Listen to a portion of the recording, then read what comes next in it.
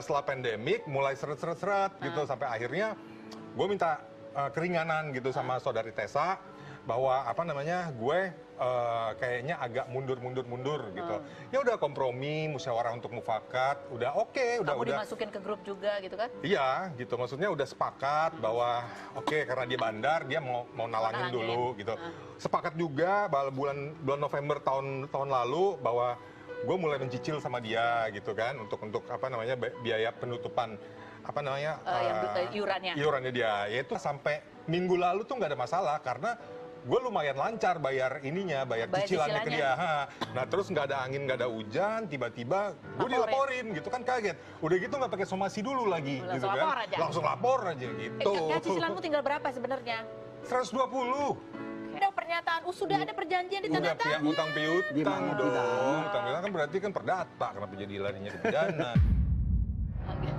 Oke, tadi sudah sebagian dibahas ya sama Mbak Tessa bahwa yang dilaporin itu adalah memang yang 120 juta karena itu adalah amanah dari peserta arisan, gitu ya. Sementara yang perjanjian yang ditunjukkan oleh Krisna Mukti itu adalah hutangnya yang khusus pribadi sama Mbak Tessa Mariska yang sudah menalangin itu ya. Jadi itu adalah beda. Yang dilaporin ini karena atas nama peserta arisan. Oke, kalau dibilang bahwa setelah pandemi baru memang macet. Iya, setelah pandemi juga macet. Pandemi itu saya itu April 2020, memang sudah macet. Tapi sebelum pandemi 2018 itu yang saya talangin dari 2019 itu Oktober 8 juta, November 10 juta, Desember 10 juta itu sebelum pandemi. Sebelum pandemi. Itu arisan pertama, kedua?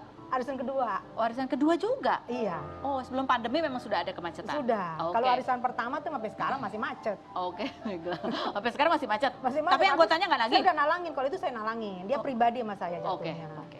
Itu yang perjanjian itu yang kemarin? Pribadi itu perjanjian pribadi. Ini sekarang arisan, saya dituntut sama anggota arisan. Itu saya terpaksa ngelapor, terpaksa banget. Nah, kenapa ada mahar 70 juta? Harusnya terima 250 juta, dipotong 70 juta, jadi tinggal 180 juta. Kita lihat nih ya, apa yang diucapkan oleh Krisna Mukti. Itu minta narik duluan, ternyata dipotong mahar. Dipotong mahar, ada mahar itu 70 juta sekian. Kamu dapat berapa? Harusnya dapetnya kan 250 juta gitu kan. Dipotong mahar 70 juta sekian. Gue nggak tahu itu hitungannya kok bisa 70 juta sekian tuh dari mana. Arisan? Iya, mahar arisan. Yang potong gitu. siapa?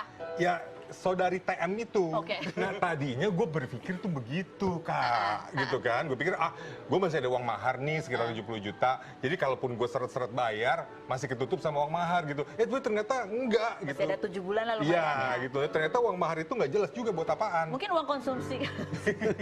Nggak ada juga orang kita arisan pas dapet nggak ada. Nggak ada makan-makan. Nggak ada ketemu-ketemu. Nggak ada foto-foto pakai dress code. Tintus. Ya, jadi ini arisan yang dibahas arisan yang bulanannya 10 juta gitu ya, dengan 25 anggota. 25 slot. Oke. Nah, itu penjelasan uang mahar tuh apa sih sebenarnya? Mahar itu nggak mungkin nggak tahu kamu. Saya setiap bulan loh ada tuh di grup. Begitu orang nembak, itu istilahnya gini loh Mbak. Nembak tuh apa artinya? Nembak itu siapa yang mendapat duluan. Jadi dapat ada tawar-tawaran mereka tuh. Siapa yang tertinggi itulah yang dapat. Nah, kebetulan karena dia lagi butuh, saya bilang udahlah kasihlah dia gitu. Jadi yang lainnya di bawah dia nawarin 49. Nah 49 lah, bukan 70 loh ya, bukan 70 loh ya, 49. Itu semua ada kok. Dan 49, begitu dia nembak 49 terus bilang terima kasih tuh Astrid tuh. Habis itu langsung dibagi mahar itu juga, nggak hitung 1 jam, langsung dibagi ke bawah. Oh, mahar itu untuk anggota yang lain? Yes, anggota yang disalip.